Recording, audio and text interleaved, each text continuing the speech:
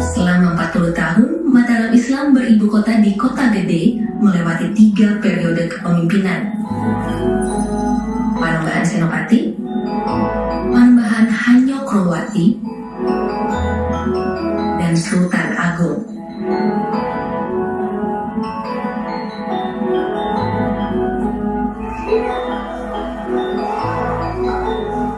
Ekonomi kerajaan berkembang dengan pesat di tangan Sultan Agung. Kota Gede menjadi kota yang ramai oleh pedagang.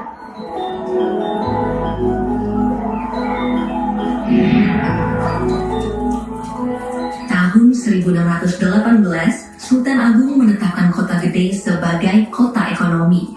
Pusat pemerintahan pindah ke Kerto. Tahun 1648, pusat pemerintahan kembali dipindahkan menuju wilayah di Timur Kerto. Perpindahan dipimpin oleh Sunan Amangkurat I, Raja keempat Mataram Islam. Pleret dipilih menjadi lokasi keraton ketiga. Pertama, ibu kota Mataram ada di Kota Gede. Kemudian pada masa Sultan Agung memutuskan untuk memindahkan ke Kerto. Pada tahun 1644, Sultan Agung mulai berinisiatif untuk membangun sebuah bendungan atau pleret, di mana nanti akan dijadikan tempat sebagai latihan militer Angkatan Laut Mataram di saat.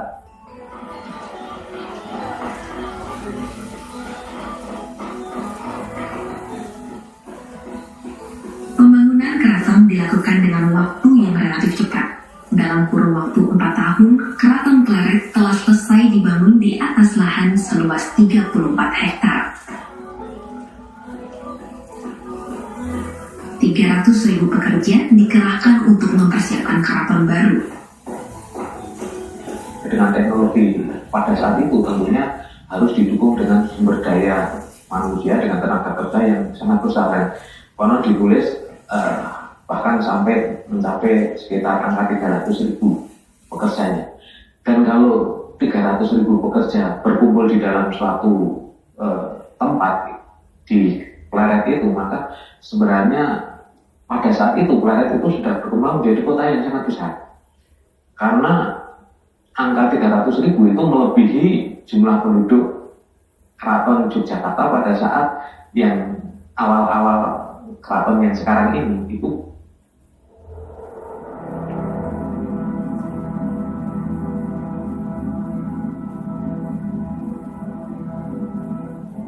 Berdasarkan tren pembangunan keraton pendahulunya seperti Keraton Majapahit dan Keraton Kota Gede, Pleret juga mengusung konsepsi yang sama, catur gatra.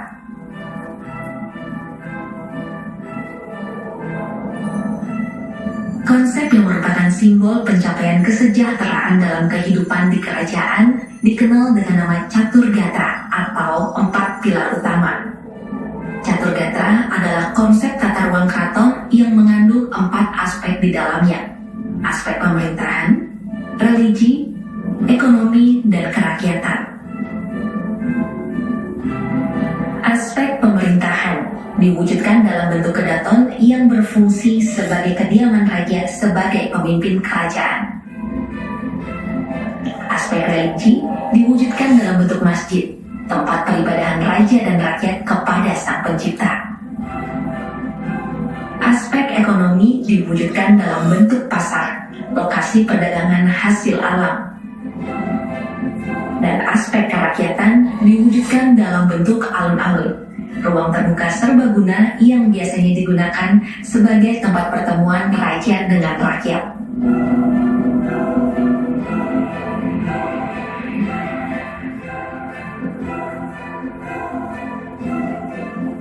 Nah, bangunan pertama yang dibikin ya itu tadi tembok keliling. Tembok keliling pada tahun 48 itu ketika Riko Van Huns itu utusan Belanda VOC yang mengunjungi Kerto pada tahun 1648 itu menyaksikan bahwa pembangunan Keraton Pleret sudah kelihatan, di mana tembok keliling sudah selesai dengan terlihat di situ ada 2 pintu gerbang utama. Jadi kalau secara total luas kompleks keraton yang dikelilingi tembok itu kurang lebih ada 2.256 meter. Peta yang dibuat tahun abad 19. Tembok itu sendiri tingginya kurang lebih 5-6 meter dengan tebal 1,5 meter. Bahan bangunan utamanya adalah batu bata merah. Tapi ada kesaksian bahwa di bagian atas itu dari tembok milik itu berwujud segitiga yang umumnya dibuat dari batu putih. Jadi ada campuran antara batu merah dan batu putih. Jadi tebal dan tinggi. Jadi yang diandalkan pada waktu itu adalah ketinggian dan ketebalan.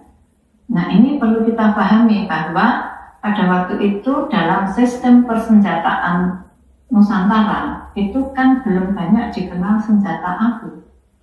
Yang ada adalah senjata jarak panjang seperti hanya panah, tombak begitu ya. Nah, itu dengan tembok yang semacam itu kan sudah menahan serangan seperti itu.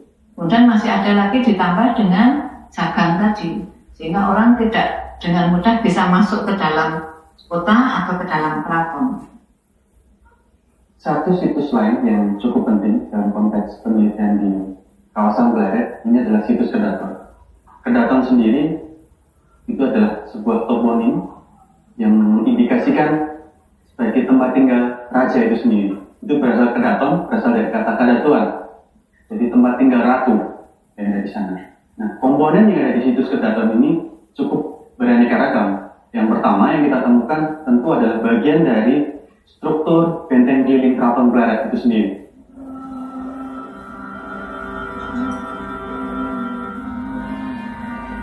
Landasan Islam yang mendasari kerajaan Mataram Islam tidak bisa memisahkan masjid dari komplek keraton. Masjid Ngesi Gondo atau yang dikenal Masjid Agung Pleret hadir sebagai media komunikasi kepada Tuhan di Keraton Pleret.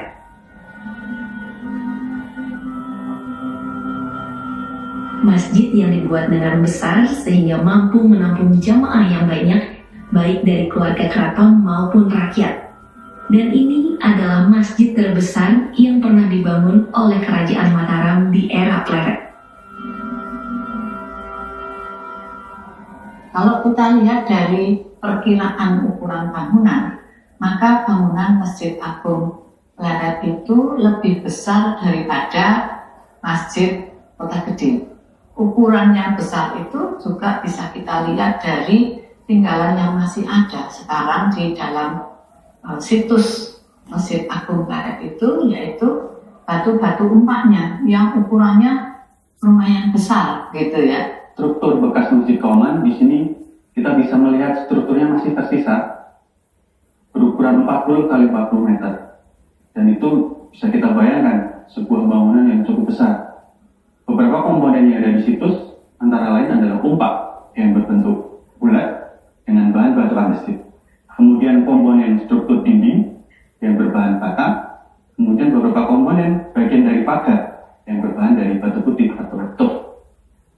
Kota Pleret ini seperti hanya Kota Gede yang lebih tua, itu mempunyai satu komponen kota yang selalu ada di kota-kota pusat pemerintahan Jawa lainnya, yaitu alun-alun.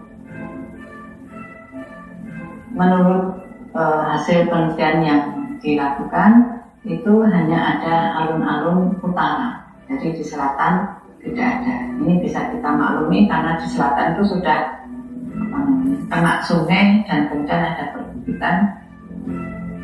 Kegiatan yang dilakukan di situ biasanya itu pertama adalah kegiatan seremonial, upacara-upacara, misalnya penobatan raja dan sebagainya. Utusan-utusan ataupun raja-raja bawahan yang datang menghadap raja itu sebelum diterima di Sitinggil itu mereka ada di alun-alun itu dulu. Jadi mereka menunggu sampai diperbolehkan menghadap. Demikian juga utusan Belanda. Yang saya baca adalah bahwa mereka sudah datang di kota, kemudian menunggu kapan diperbolehkan menghadap raja, itu mereka berkemah, katakan gitu, di alun-alun.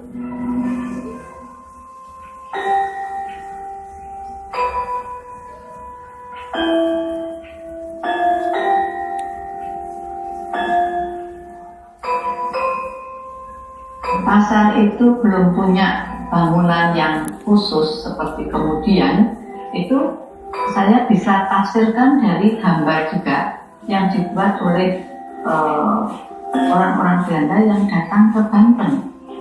Banten itu maksudnya adalah Banten yang lama. Di situ mereka menggambarkan bagaimana situasi pasar di Banten. Yang saya tafsirkan, saya interpretasikan itu juga terjadi di Barat. Jadi adanya adalah bangunan-bangunan non permanen, gitu istilah kita sekarang, atau para pedagang itu berjualan di bawah pohon.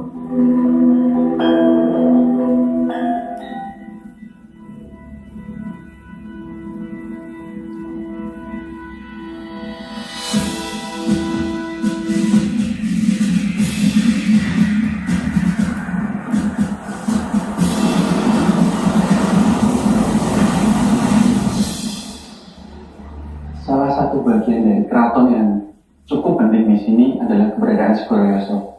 Nah, Segoro Yoso itu apa? Kalau kita melihat dari asal katanya, Segoro itu adalah laut, Yoso adalah buatan. Jadi dalam ini adalah laut buatan.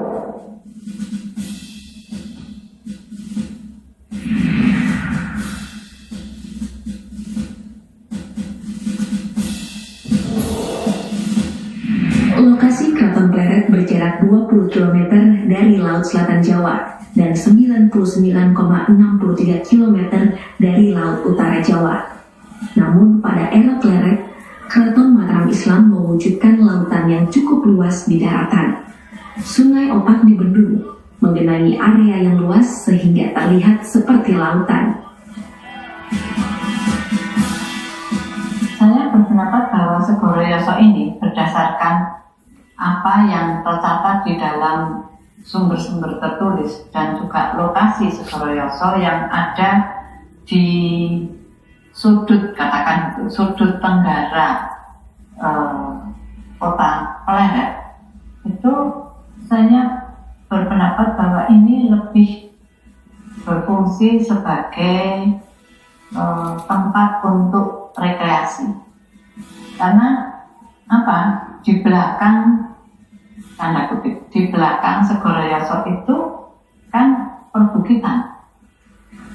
Banyak para utusan Belanda yang juga menyebutkan bahwa Amangkurat suka bercengkerama di Segoro Yoso dengan istri-istrinya. Tapi pada saat yang sama juga memang Segoro Yoso itu memang dibangun juga untuk keperluan latihan perang. Itu artinya apa? Bahwa di situ mulai muncul kesadaran tentang maritim, mengingat wilayah pasal kekuasaan Mataram sendiri sampai seberang lautan. Di Palembang, di Sukadana, di Kalimantan Barat, di Madura. Sehingga pengetahuan untuk memperkuat wilayah-wilayah pasalnya yang di seberang lautan itu perlu. Ini perlu punya angkatan-angkatan perang yang bisa ikut mempertahankan wilayah di seberang lautan pasalnya. Jadi itu orientasi, lebih pada orientasi pertahanan dan kesadaran tentang membangun sebuah kerajaan maritim yang kuat.